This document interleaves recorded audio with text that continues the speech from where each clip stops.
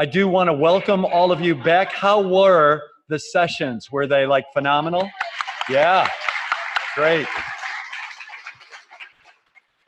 A lot of time and effort went into those, and so I'll look forward to reading the comments once we get some of those back. Well, we are here to spend the next hour with the Next Generation Task Force. The Next Generation Task Force had its origins not quite a year ago with the Board of Trustees, who said, you know, we really need to take a look at ways to increase revenue and reduce expenses. That was the goal initially that started with the formation of the Next Generation Task Force. However, there's still processing going on out in the hallway.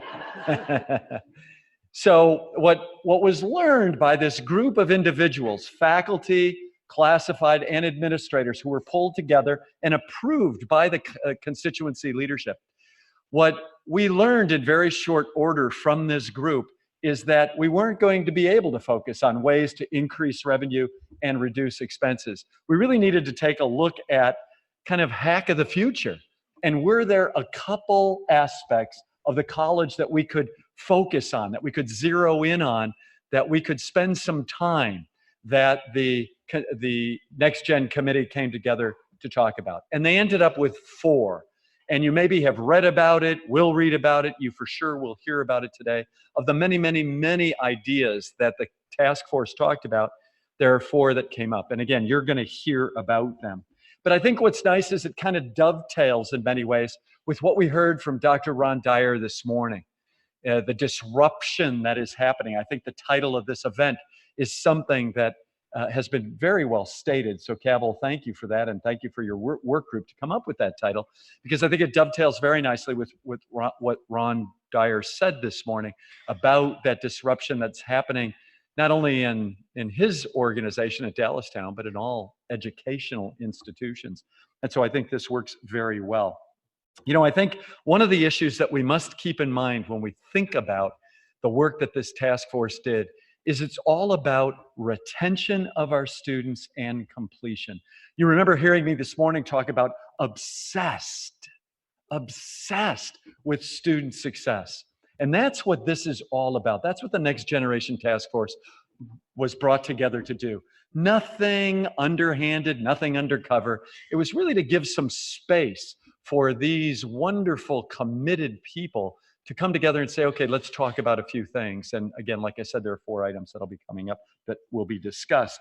And so what I really hope you'll do is you will listen and engage with this group, and you'll be hearing more about this. We will be putting something out. There will be work groups that will be formed that will take this. This is just the beginning. This is not the end.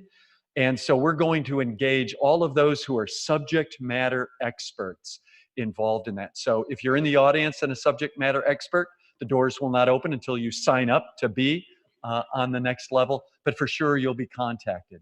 And what I would like to do, ladies and gentlemen, is just once again let you know that the 24 people that were involved in this task force did this in addition to their current jobs. They spent a lot of time, a lot of hours were invested in reading and research and contacting other colleges who either have gone through it or are going through it. And so if you take a look on page 17, you will see all but 2 names. There are 2 names missing from the list, and that's Lori Hockley, Dr. Lori Hockley, online, and Amanda Wilkins. Both of them are added to this list on the task force, and they were quite engaged throughout this period of time. And so after this presentation, if you want to ask any of these individuals information, they would really enjoy talking to you about it. The 2 gentlemen standing behind me, Jason Bowden and Matthew Goodman, took the leadership of both of these groups, if you will. We divided into 2 groups. And ladies and gentlemen, besides applauding those on the task force who invested a lot of time and energy, I hope you would also join me in applauding Jason and Matthew, who really helped bring the groups together, work with the groups, support the groups to this point. So with that and that applause, I'm going to turn it over to these gentlemen behind me. Thank you.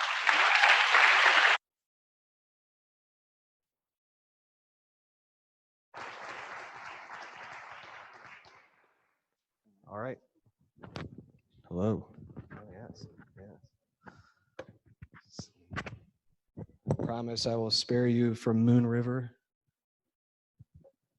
So, as Dr. Ski mentioned, 4 constituencies groups of the college were brought together in this next generation task force. One thing that became incredibly evident is, although we came from various areas of the college, various backgrounds, there were 2 things that we all had in common. One was an unrelenting commitment to the success of our learners at HACC. And number 2, we all had a collective desire to ensure that HACC becomes the leader, the model for student success, not just in Pennsylvania, not just up and down the East Coast, but in the country. And it's that collective commitment that made those long meetings for months and months and months all the worthwhile.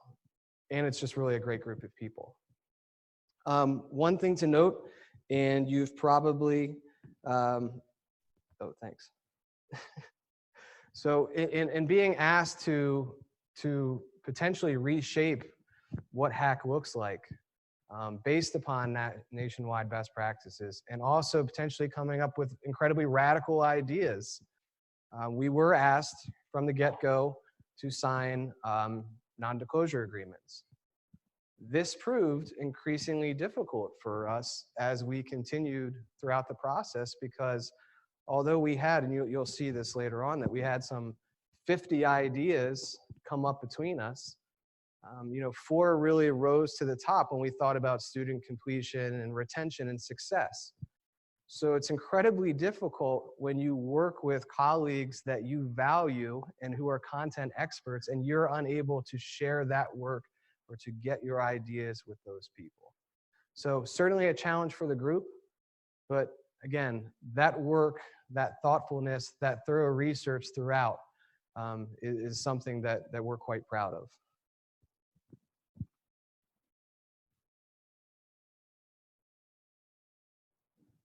Better? All right. I'll try to talk at a normal human level as compared to, for those of you who know me, my usual Jason level, which might blow out the speakers and cause some havoc. So I apologize. I get excited about things. If I get loud, somebody in the front just kind of, try to bring me back down to earth a little bit. So when the group first convened, and actually, you know what? Going back just really quickly, if you look around the room, there are a number of the Next Gen folks with us today. So if you wouldn't mind standing just really quickly to be recognized. What you're about to hear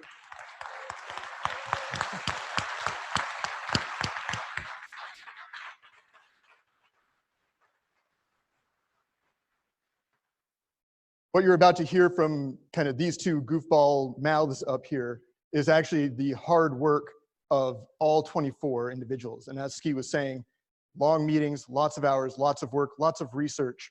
So really, although it's 2 of us up here talking, know that we represent in these findings the hard work of an entire body of very dedicated individuals. One of the things that came up during our first meeting, I want to say, was kind of an exciting opportunity to free think. And one of the prompts for that stuck in my head throughout this was, if we had to start over, if we looked at building HACC starting today, what would we want it to look like? And that was one of the things that kind of started to form some of these focuses on the 4 initiatives that we'll be talking about today. The answer resoundingly was student forward, right? Student first. If the students are the center of everything, then what does HACC look like from there, and how do we build out? So think of it almost like ripples, right? We start with that laser focus on our students and then expand out from there. But we can't just erase everything, right? We also have a system, we have a structure that we're working within. And so the next part of that was translating that initial focus, that core impulse, into functional, workable, actionable items. And to do that, we had to be honest with ourselves, because we all love HACC. And when you love something, to love it well, you have to sometimes look at where you're weak. But in also doing that, we wanted to look at where we were very strong.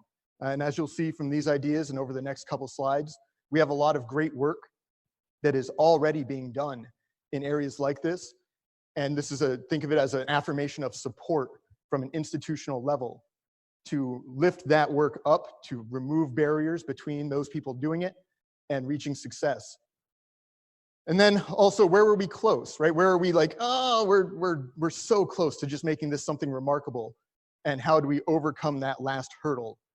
Because as you see from these 4 things, they were all chained together by that singular goal of help our students, right? Align our practices, our processes. We all came together with the plan of helping our students. And everyone assumed on this committee best intentions for everything we've done and all the work that is being done now and has been done in the past. But how do we take that foundation, that one thing that brings us all together, and launch ourselves forward? Because the sobering reality is we have 75% part-time students. Our graduation rate is hovering around 12%. And we know that fewer than half of our students come back fall to fall. We have a retention crisis. We have a completion crisis. So while we're standing here talking about these initiatives, know that the core focus of all of these is how do we help our students reach their goals in meaningful ways? How do we help them take hold of opportunities to improve their situations? How do we help them identify what they want to do? And how do we help them realize those goals in a way that works for them and just knock away barriers between them and success along the way? So the first one, multiple pathways to college readiness. So what originally, you first might have seen this as multiple measures. This is an idea, again, the four initiatives that the committee put forward are not revolutionary in the sense that we're the first ones doing them. In fact, some of these have been done and done quite well nationwide, supported by research. And so just want to put that into context. So looking for increased options for determining college readiness. So currently we have a placement test, a placement exam that all new students take. We have an option for using SAT scores or ACT scores for placement, but we're really looking at, what else can we take into account? And Jason had mentioned previously working groups. There are working groups that had already been working on this. The English department, for instance, had made incredible strides. Thanks in great part to Lenning Minninger and her work as the developmental education coordinator. So through tons of research, through working with faculty colleagues, the English department actually right now has multiple measures put in. So there is part reading score, part high school GPA, high school performance. But we're looking at other institutions, for instance, with math. We know that we have a considerable amount of our students who place into developmental math. When we had the Harrisburg campus held an incredible symposium in which high school math faculty were brought together from Dauphin, Cumberland, and Perry counties. And those high school math faculty, when they looked at the placement exam and they looked at what was expected, what they drew the correlation that students hadn't seen this work since their sophomore year in high school. It had been 2-3 years often since they had seen the work that they were seeing on the placement exam. So again, the goal of the working groups, which is actually currently happening within the math department, there's a working group within the math department and then a larger college-wide working group that are looking at what could those multiple measures be. Again, this is it's not the intention. The recommendation that came through the Next Generation Task Force wasn't to rid the college of developmental coursework. That was not it at all. It was to provide equitable access for students who had done work that is worthy of being college ready and looking at multiple measurements for determining that. We know that there is no such thing as a perfect placement exam. So again, looking at those multiple pathways to college readiness. And that's where we get to the word that a lot of folks have focused on is that unnecessarily. Do students absolutely, we oftentimes institutions can either have the test in or test out mentality. So are we placing students in there who don't necessarily need to be there? If you're a poor test taker, and that placement test, if you've ever seen that first day process for a new prospective student, you know, here's your two-hour reading and writing test. Now go take your 3-hour math test. You know, you might be a little fried. So for the student who has done incredibly well throughout high school in writing courses, you'll talk to some of our faculty that teach in developmental writing now, or they teach in the IRW courses. And if they have a diagnostic assignment on the first day where students are writing in class, they can see, how are you here? You write better than my 101 students and some of my 102 students. So really it's taking that element out of that all or nothing stakes that our placement test provides. And of course, national data, I mean, looking at the NAED, you know, the National Association for Developmental Education, looking at Complete College America, we know with every developmental course a student takes, they're getting that much further away from completing on time. Okay? So it's looking to accelerate their progress by placing them appropriately the first time.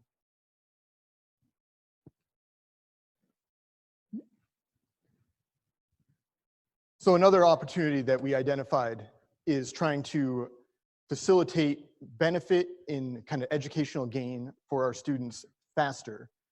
We don't have kind of a interactive session kind of built into this, but if you want to put in your head the average length of time, you would guess it would take a HACC student to complete a 2-year degree. All right, so if they come in seeking a 2-year degree starting at day 1, the amount of time it takes them to complete. It's not 2 years. It's not 3 years.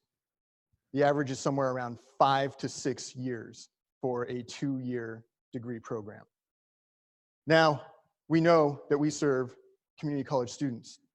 And as you'll hear a little bit later on, the areas that we serve, the regions we serve, have high demand for kind of those middle skilled positions, but not a lot of opportunity for students who are trying to sustain themselves through 5 to 6 years of seeking a degree before they're able to take that degree and convert it into something employable. We know that we've had great work being done by Vic, who's back there, hi Vic, and the workforce team on training and providing those skills to workforce students. But could we find opportunities? So this isn't necessarily 100%, right? This is where it makes sense. Could we find opportunities to help students on their educational journey rather than them having to say, I want training or I want an associate's degree, but to simply say, I want to do this with my life. And we say, great, here are some pathways that will build over time on each other.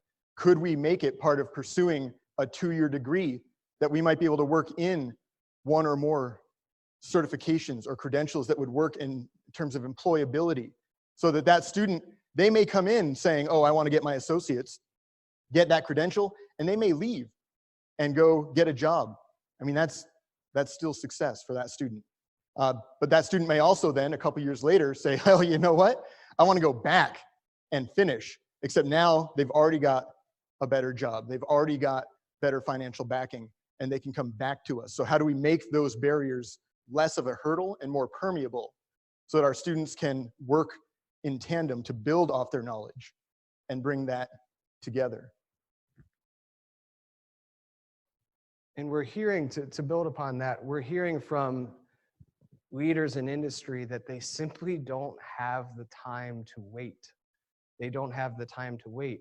And oftentimes, given situations, financial or otherwise, our students, our learners don't have the time to wait.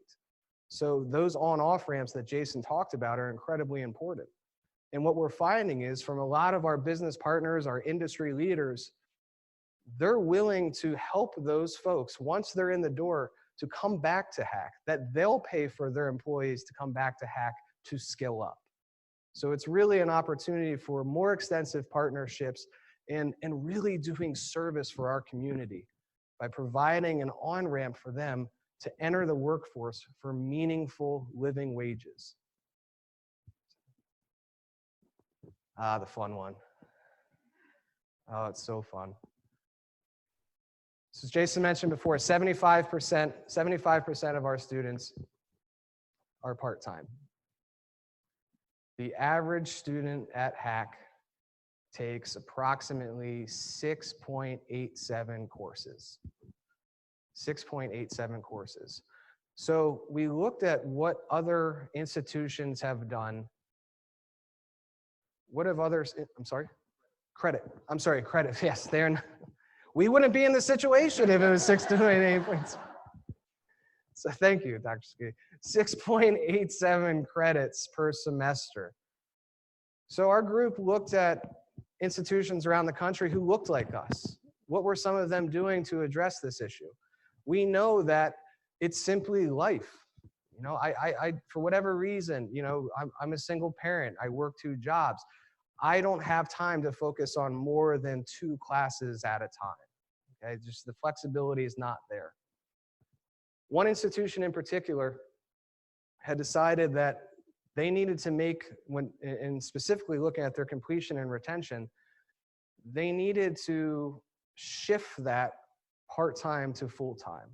So we hear Complete College America's recommendation is 15 credits, because how else are you going to earn a 60-credit associate's degree on time? So 15 credits a semester. Some students, that's just not a reality. So what this institution did, and what others have followed, it started with Odessa College. It was soon followed by Amarillo College, where they moved to abbreviated semesters. In their cases, they were 16 weeks, and they moved to 2 8-week semesters. So a 16-week semester still exists. The 4 credit courses are still offered over the full term, so in our case, 14 weeks. The courses are also offered in semester 1A, 7 weeks, a week in between for intervention strategies, scheduling. If a student didn't pass a class, there's that intervention, there's that rescheduling, and then there's essentially that semester 1B that follows for another 7 weeks. 4 credit courses for the majority of institutions remained over the entire stretch of 14 weeks or 16 weeks, depending on the program. But the beauty of it is the student who could only take 6 credits a semester, because that's all they had time to focus on, can now in this model take 12 credits and still only focus on 2 classes at a time. So think of that first 7 weeks, students enrolled in 6 credits. They're in Comm 101 and English 101. Within 7 weeks, they're going to complete their coursework and be eligible. Now, they've already blocked out the time. They have the same time that they would take those other 2 courses. They're now eligible to take another 6 credits. So whereas having blocked out the same time, they only would have finished 6 credits in that fall semester, they're now leaving with 12 credits. And their progression has just doubled. What we've seen, and I'll use Amarillo College as an example, in 2.5 years having done this, they went from 75% part-time to 55% part-time in 2.5 years. The graduation rate was around 10 to 12%. Who does that look like? Yeah. 2.5 years, it's at 48%. Our retention rate, less than 50% fall to fall. They're hovering between 65 and 70%. They're changing lives, they're changing communities, they're becoming more accessible to their students. They're providing a more equitable opportunities for their students. And it was our group's contention that this is something worth looking into. We looked at our own success rates over the summer in abbreviated courses, 6-week courses, 8-week courses, and even our winter session, 4-week courses outperformed the full-term courses in just about every subject. So we're doing it and doing it really well right now. And this wouldn't be an idea of simply squeezing classes and making them short or just taking our old classes. This would be an incredible team effort with full institutional support behind it. So ensuring that we have, embedded support services for our students throughout the semester.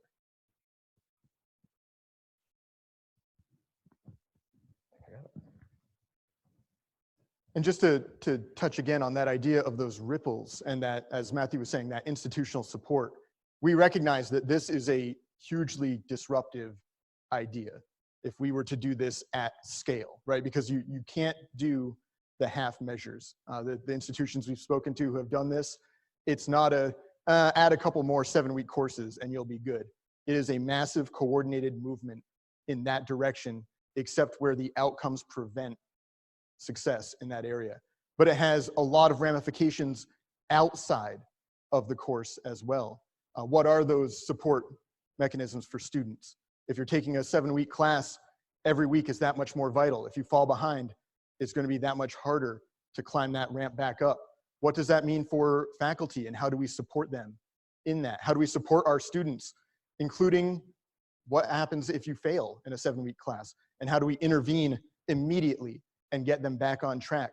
What does this mean for our library colleagues who are on the front lines of so much of student contact, or for tutoring and testing, who are going to have to adapt to that? So there are a lot of voices that need to be included in this. So if it sounds like, oh, well, this is a thing that academic affairs is going to have to lift, it can't be. That is not success for our students. It's not success for our faculty. It is everybody rallying together to support our students in those 7 weeks. Now, a really fun one. I love this one. Again, my volume's gonna, we'll see. We'll see if I can modulate myself. So I'm actually gonna start not with this, but with a report from the Hope Center that came out called College and University Basic Needs Insecurity, that just came out earlier this week. And it was a study that included 86,000 students across the country, both 2-year and 4-year. And just some of the challenges that it found that students face. And I am gonna come back over here for the numbers because I don't have them memorized yet. I apologize. Brain's not what it used to be. 45% of those 86,000 students reported being food insecure in the last month. Just the last month, almost half of 86,000 students. 56% identified being housing insecure in the last year, and 17% were actually homeless in that past year. Now, those numbers are frightening as they are, but the survey or the report also makes it very clear that students at 2-year institutions compared to 4-year institutions experienced all 3 of those at dramatically higher rates. It was disproportionately against African American students, against LGBTQ students, against students who have served in the military, against students who have been convicted of a crime in the past, against foster children. All those students that we serve every day experience this trauma daily at a higher rate than their 4-year student colleagues. And yet, we have to ask them to come in and learn because education is their path forward. So how do we take those challenges and try to get to a point where this is the ideal, right? We realize we're never going to address everything, but how do we bring those students to a point where as often as possible, what they have to worry about is that test they're going to take to get that certification, or how they're going to do on their assignment? How do we take those challenges away from them? How do we help them get over them whenever we can?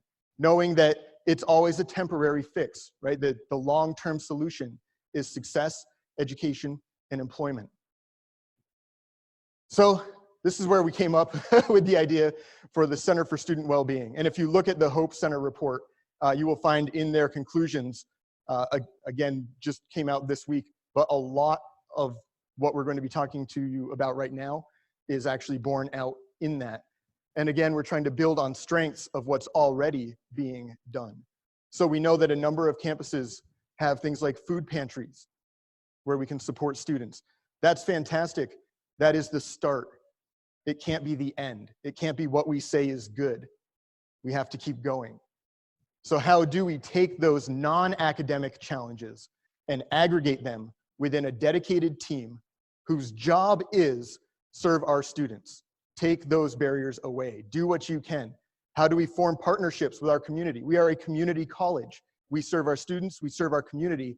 How does our community serve our students to help them, whether it's with partnerships through us to offer discounts to Hack students, even on simple things like automotive repair, which is something I think probably a lot of us can relate to as having experienced. But if you experience it, for us, often it's an inconvenience.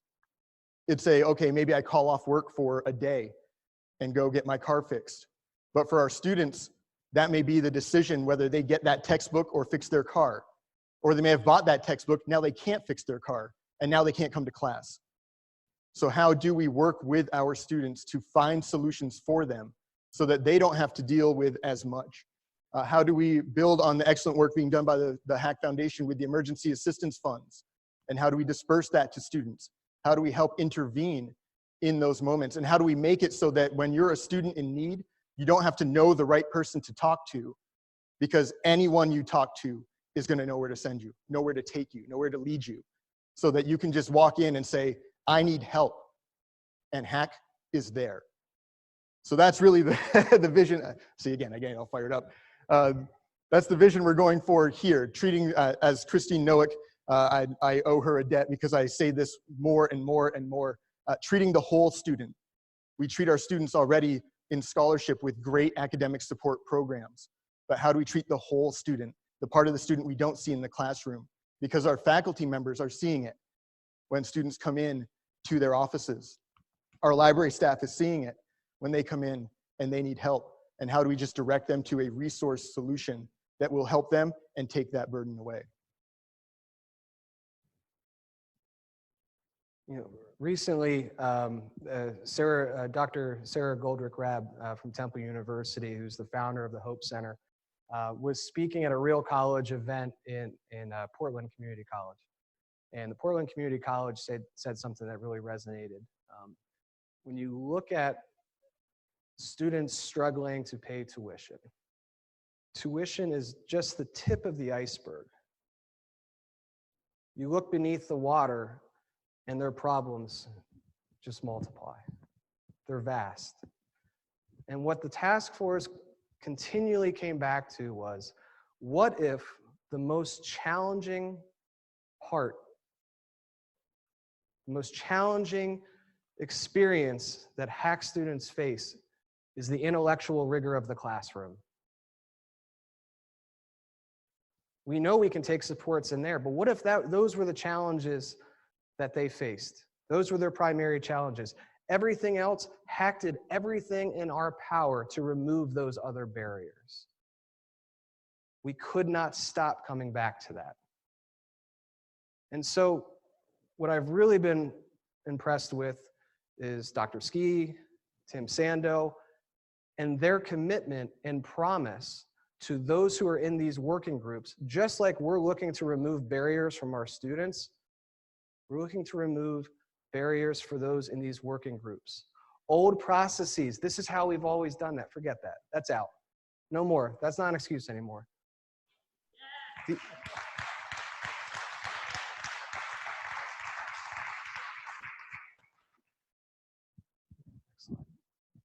actually, again, going back to that idea of how this expands out, a couple other initiatives underway right now that tie in well to something like this. Virtual learning and the library working on OER initiatives, and the English department as well, working on that.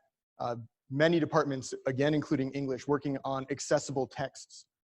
And how do we, again, reduce those non-academic barriers for our students? So again, this isn't a, hey, this is this person's thing, go figure it out. It's an everyone thing. It's a we all, once again, have to come together and identify what we contribute to these efforts to help our students realize the benefits. So forming working groups. The most important thing is that every single group is represented in these working groups. At our last meeting, I believe it was last week, the Next Generation Task Force, looking at these 4 initiatives, made recommendations for our colleagues around the college that we know have got to be at the seat of the table. And we'll give you an example of that before, or a little later. You've probably found opportunities or collaborations that you've had working on projects here at Hack where somebody's missing, right?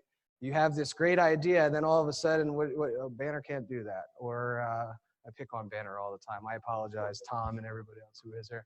But we often, we just miss, for whatever reason, we miss having everybody who needs to be there there. We're all here for the same reason. It's to support our students. That's it. We're here to support our students and ensure their success to better our communities. Therefore, every group is going to be represented within these working groups. So although the recommendations from the task force went forward as far as these people absolutely have to be there, there's still room for others. And it's going to be up to those working groups and their chairs and co-chairs to invite their colleagues. If you're absolutely passionate about one of these areas and you 100% want to work in these, we implore you to contact those co-chairs of the working groups. So again, through the collaboration, we don't want to lose steam on this. This can't be something that we show up fall 19 and yeah, I guess we'll get going with that. There's going to be work to be done over the summer. Work needs to be convened throughout the summer. We're still putting together what that looks like. For those of you who are off contract, you're not on contract in the summer, compensation is being worked out for you. Okay, this is the time for us to shape what HACC is going to look like. This is our opportunity to become the leader, to become the most student-centered institution in the country. And I'm confident we can do it as long as we're working together.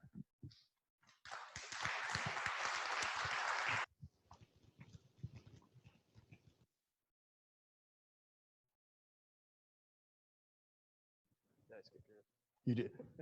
And this is going to sound potentially dubious coming from an IT guy, but I would like to point out that under Bob and Cindy and with Tom, Banner can do that. So this is, you may have heard the old refrain. Luckily, that's different now.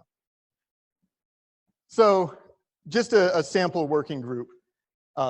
This is an example of a working group that is already up and running because there were already people doing this work and they had already pulled together all these different pieces. But just to give you an example of what we mean when we say that the Next Generation Task Force needed to find all the voices that had to be there and make sure they were included. For college readiness, right, something that is a placement for 2 different departments. We have Linda Mininger. Linda, I don't know if Linda's here, our chair of that group. Christine Noack and Matthew Pregel / Jason Rosenberry, the department chairs, also leading departmental working groups of other motivated faculty working on this same thing. The provost, but also enterprise apps. How do we ensure that, as I just said, Banner can do that. Enrollment services, how do we make sure that this coordination is happening? How do we make sure that the coding is right? How do we make sure that it's all going smoothly? Counseling and advising, because obviously this is going to have dramatic changes for what we're telling our students. And then some Next Generation Task Force representatives whose primary goal in being part of this is, again, to bring back those challenges that the group identifies and figure out how to remove them so that they're not working on their own and they're not running into obstacles. Instead, we clear the way and make sure that they can continue. Also want to mention that, again, talking about that institutional support, each working group is going to be assigned with a project manager, right? So to help keep people on task, to help with those next gen members and the chairs of the working groups to communicate what those challenges, what those barriers are that they're experiencing. If part of it might be reaching out to like institutions, so institutions that have done something similar. It's important that although we've put together best practices and research, it's important that those working groups go beyond that and look for further support.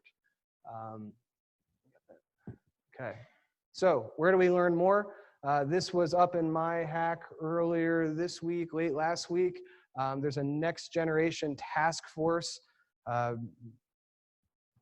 category? Call it? Yeah, category. English major, yeah. Category. the recommendation is for the, to ensure that we're all in this together, whether you're in the task force or not. The recommendation is going to be for those working groups to keep us apprised of what they're doing. And my first thought is that it might appear within this next generation task force, or this might evolve to something else. But the idea that we're all aware of what's being worked on and that this isn't existing in a vacuum.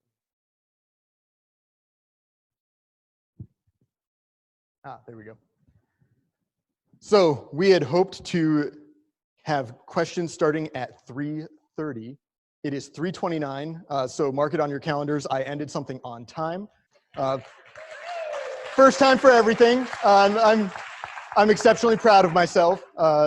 Matthew is always on time, so it's just another day for him, but big for me. We would like to take your questions, your concerns, your feedback, basically open this up to the audience and just have an open conversation from here until the closing remarks at 3:45. And also, if any next gen members want to answer those questions, you are more than welcome, please, by all means. Well, thank you. Would any next gen members like to say something?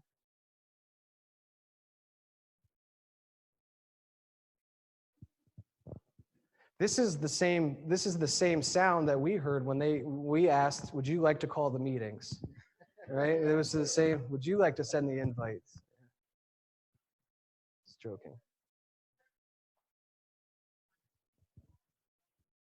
Yes, so students will also be in the working groups, just like students were involved with the next gen work as well. And I have to say that their feedback is, as you imagine, it's been invaluable.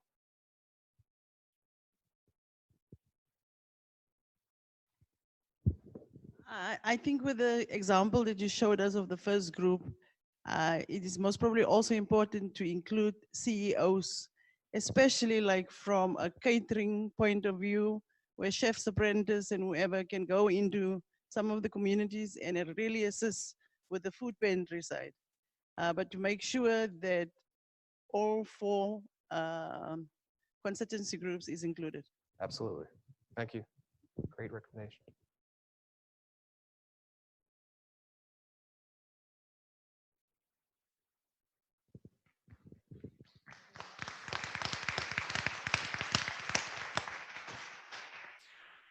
As one of the task force members, I'd like to thank Matthew and Jason for all their hard work. It's like herding cats, all right? The other members of the task force, because we all have ideas. Everyone was very passionate. They kept it exciting. They're going to keep it exciting. This is not a closed project. But also to have the courage from the leadership component, meaning Dr. Ski and Tim, who continue to push us and ask, were we thinking big enough? Were we going to really be able to implement change? So they deserve a hand as well.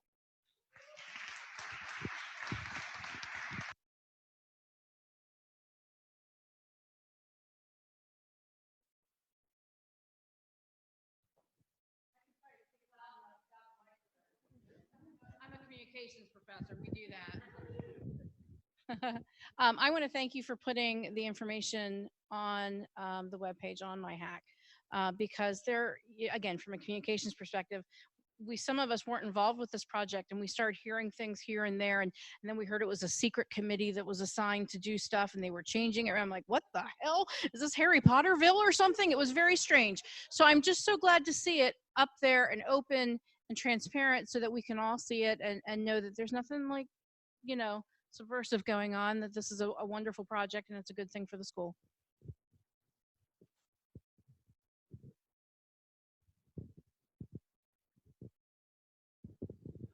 Hi, first I just want to thank you I think this is just wonderful. I mean, the amount of work and the ideas you've come with. Question that I have is, like you said, that you almost had, if I heard correctly, almost 50 ideas, and you narrowed down to these 4.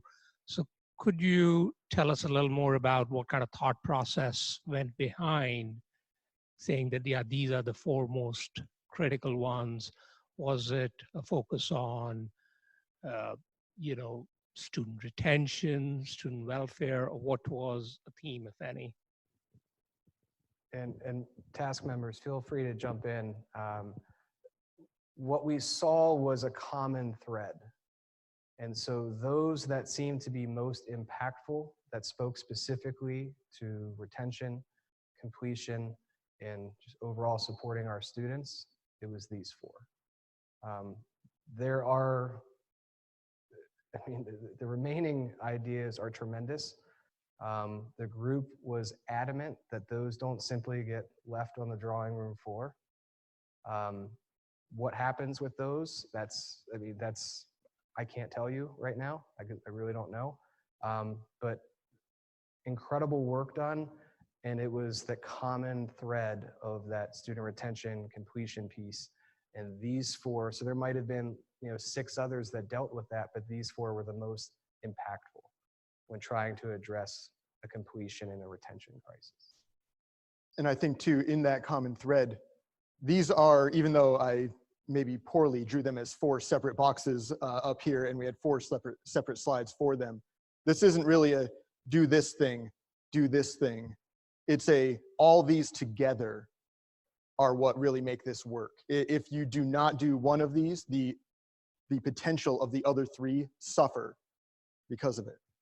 So it's really a matter of these 4 were not only those kind of key ideas that kept kind of growing and gaining traction, but also the idea that these all need to happen in tandem as part of that focus on our students.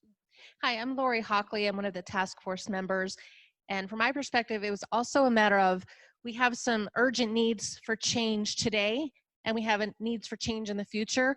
So what things do we already have a lot of good building blocks, and a lot of things in motion that we can seize on them, get the wheels moving now, build some momentum, and keep those other items on the list that maybe 1, 2, 3, 5, 10 years down the road to keep working on those. But what can we start doing right away based on all the building blocks and momentum? That's part of it. Thanks, Lori.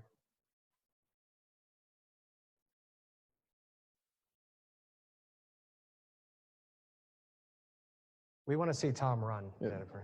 You know, you have a lot of faculty in the audience when I so have many not been people are getting my saying, I steps. don't need the microphone because I'm used to every day projecting.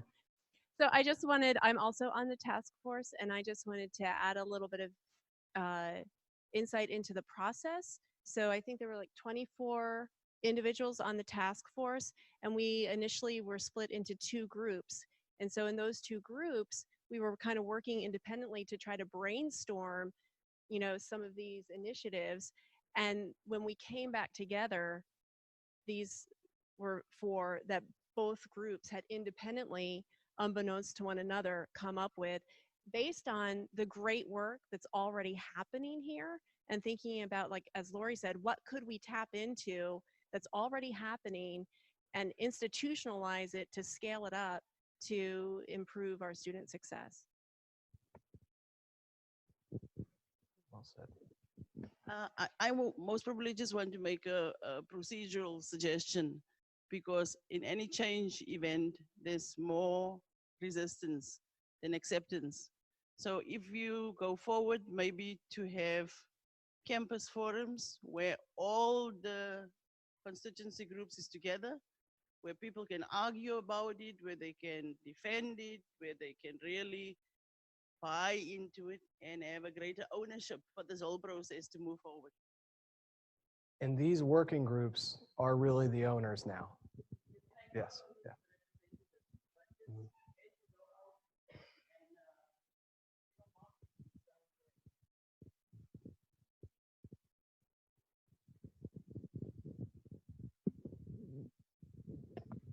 Hi, so I am most excited with the Center for Student Wellbeing. And so I would invite whoever is part of the incredible task force. We are having a dream session in June, happens to be off campus for a few hours. So do see one of us. Anybody else, Gettysburg Dream Team, raise your hand. See one of us, and we'd love to have you attend our dream session so that we can share some ideas and hear about the great work that's being done. So we have a pretty good time off campus dreaming about how to help our students. That's fantastic. And we did have a great number of members of the task force very passionate about this and with absolutely stellar ideas. Anyone else? All right, well, thank you. We'll pass it off to Dr. Ski.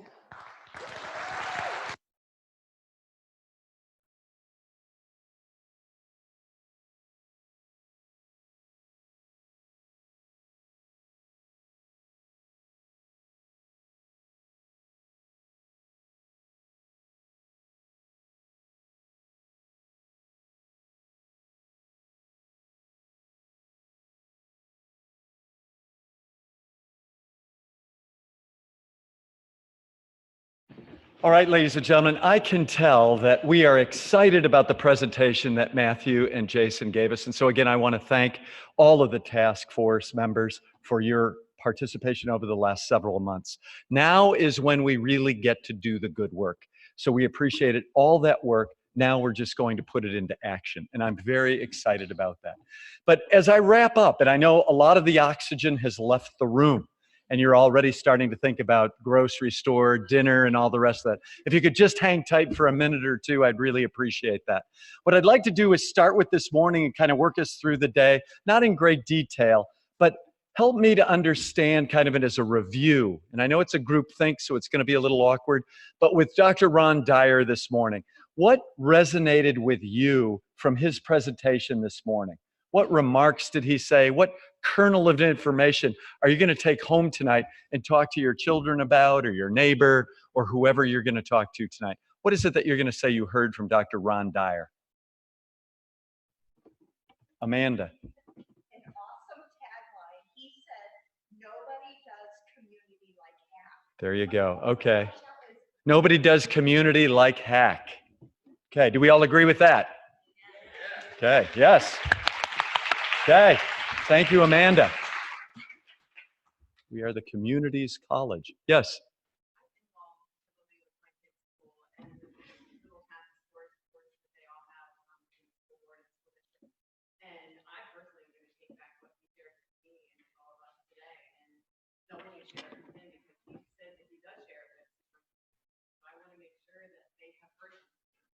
Good. And maybe invite him. He'd go there, Gretchen.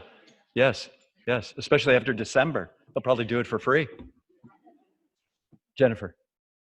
So what I am going to take away is this teamwork analysis, especially with a lot of these initiatives that are going to be taking place, thinking ahead of time about all the factors that could cause them to fail so that we make sure that none of them fail. Right. And you know, Karen, who did her dissertation on change and chaos and all, she said to me when we were walking over here from one of the sessions that, you know, we need to be reminded that we are in this together and that we are going to, you know, as Dr. Dyer for me this morning said, you know, we can create the challenge, we can find the solution. We are very smart people. And so I really look forward to that journey together. So Karen, thank you. And I'll look forward to reading your dissertation. Seriously. Yeah, please. I'll probably be the fourth person to read it, but I look forward to it. I like this communication plan that he actually suggested started from the top with the different district directors and then moved down to the principals and then eventually down to the faculty members themselves. I think that was dynamic for me. Yes. Because we don't get buy-in from the top. It's difficult actually to get ownership at the bottom. Yes. So get buy-in at the top so we can get buy-in all throughout the organization. I personally have had many conversations, and I'm going to have one with Tim next week about painting a variety of our buildings. So for those of you in York, could you see the Leader building being a hot pink? Yes. Or the bookstore here being just a hot purple, whatever. We're just going to change it up a little bit. That'll make a big difference. Okay, Tim? So get ready for that conversation. Yes. Other points from Dr. Dyer's presentation this morning that'll be, and I have a hard time because it's kind of dark in the back, so I do see a hand. I just can't make out the face. Oh, from York.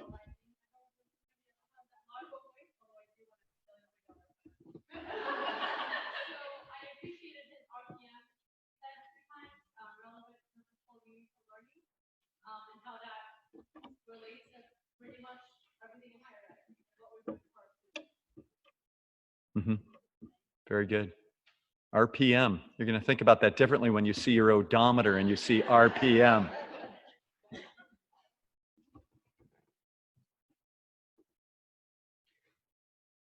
Okay, so we started with Dr. Ron Dyer. We then went into the competency-based leadership group, a group of people who also have spent a lot of time putting at least those two projects together. Any comments, any reflections that you have from what you heard this morning regarding either of those two competency-based leadership projects? Navigate was one, and the other was the data segmentation and marketing. Besides both being riveting. Yes, Amanda.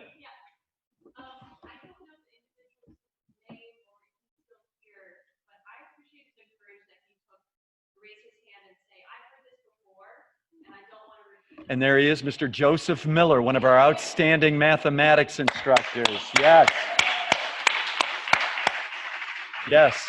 We appreciate that honest and transparent communication. Thank you, Amanda, for recognizing Joseph. Joseph, thank you again for bringing that up. Karen, also thank you for bringing your statements up earlier. Yes, Sanjeev.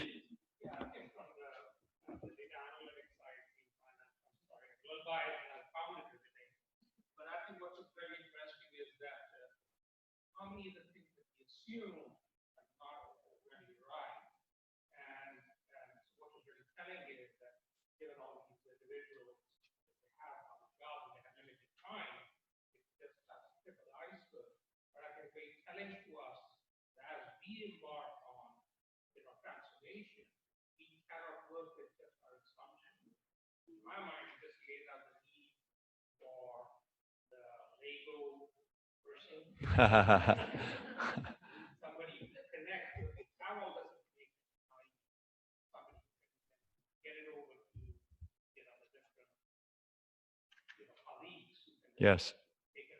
Yeah, very insightful, Sanjeev. Thank you. And not just on organization, but if we look at all aspects, and I see Warren here as well in the work that he's doing, we're doing in diversity, inclusion, and equity as well. You know, really kind of suspending those assumptions. Yes.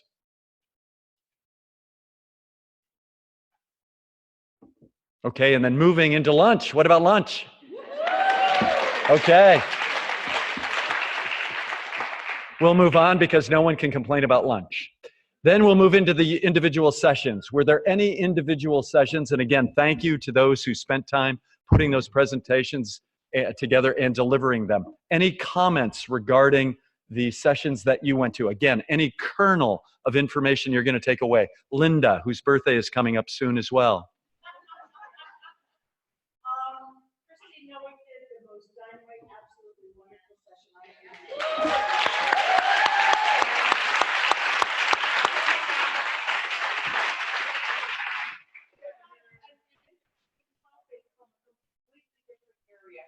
And I would like to say that I was Wonderful. coming at the topic of brain and fear and fight and flight completely from biological and discussing what we do with that as it goes through an organization. Wonderful. Christine, do you think maybe you'd be able to present that as a green bag lunch or something on each of the campuses, or maybe a special event? Good. And Linda, I would also like to ask, it was yesterday that Christine found out she was presenting today, so double thank you. Yes. Is it? I mean, that's, but too bad your husband and your son aren't here, you know? Okay, we'll do that. Your mom is wonderful, or awesome. Yeah. But I mean, that's what makes me excited about here, because when I look out to this group, we've got an awesome group of people. That's why I think the journey ahead, as difficult as it's going to be, we're going to end up in a good place. So again, thank you, Christine. Other sessions, anything about the other sessions, a kernel of information or a kernel of thought that you're going to? Yes. Laura? Okay.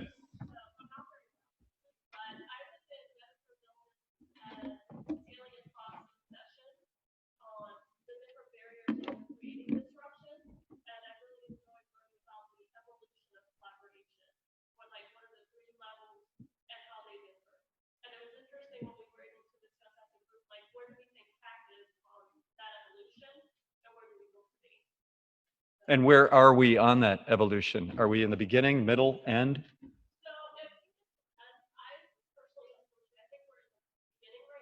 Okay.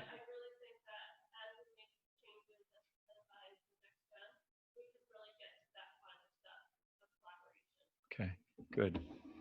Jennifer, anything you want to add to that?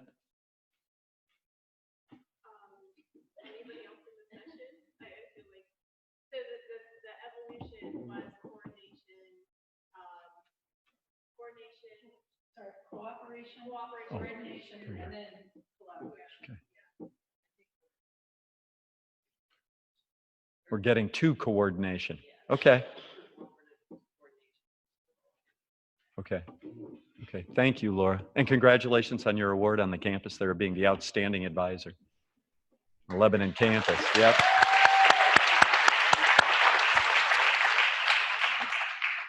Anything else? I think there were, what, 4 or 6 sessions. Yes.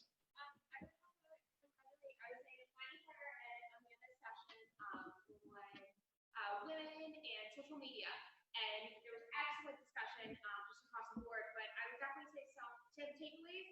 Just go about being creatively disruptive, unapologetically. You know, you're doing it respectfully and with positive communication, but go about it. You know, just own your courage. And also the other big takeaway I would say is just build up each other, whether it be women or just each other. Be respectful of others and respect what they have to offer, because we're all here for a reason. We each have our own skills, and rather than bring people down, just we're here together and we each have skill sets. Good. Very good. Yeah.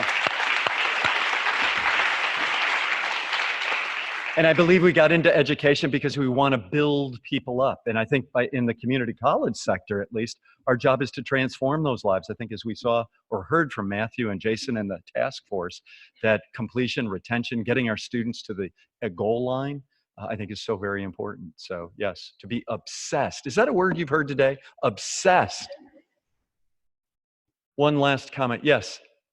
Kim? Yeah. Okay. I was also in that session, and I am really excited to take that to the CEO, some of the stuff that I've learned, and encourage people to have a voice and stand behind them wholeheartedly. Good, good. Find our voice. And that's what we're trying to do with our students, isn't it? To help them find their voice. So very good. So I take it Liney and Amanda will probably have a green bag session with Christine as well. So great. And what, Amanda? Okay. And then finally, the task force, the Next Generation Task Force. Any points there that you are excited about, or any points you're going to take home tonight? Yes, Amanda.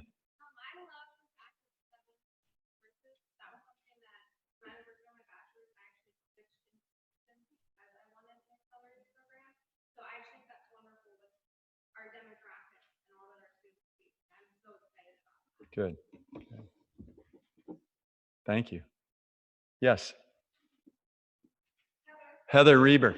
No, Heather Pregel. Okay. Okay. I'm not touching that. I'm being recorded. You didn't hear me, Heather Reber. No.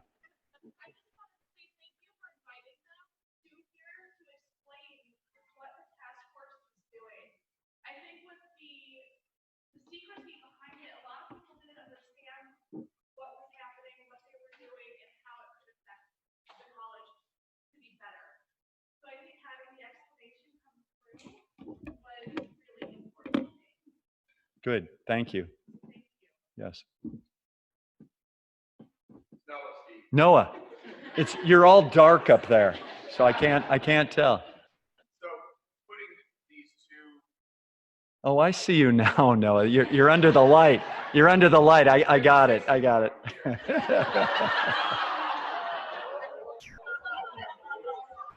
Could you see me after, please? Yeah.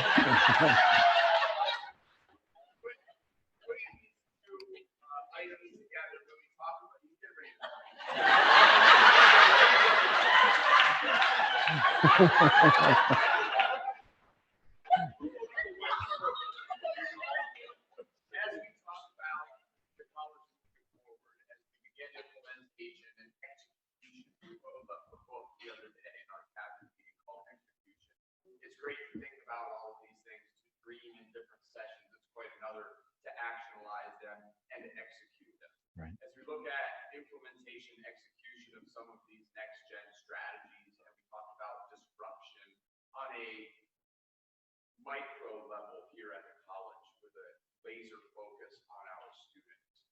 That's quite different in my conceptual thinking of disruption theory on a macro scale compared to what other higher education institutions are doing in the industry that's much broader than just tech.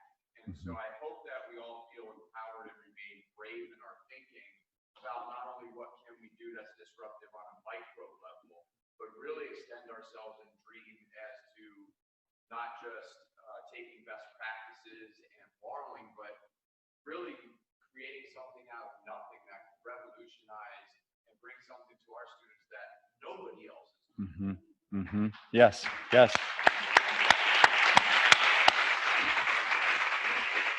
So that they're able to succeed maybe sooner with a quality education so that they can fulfill the employer's needs in our area. Yes. Any final comment regarding the last session? Okay.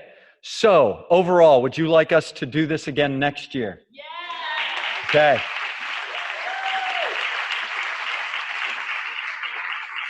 I do again want to thank Cabell Anderson, the work group, for putting this on. I think it was a phenomenal idea. Remember your flowers, Cabell? Yes.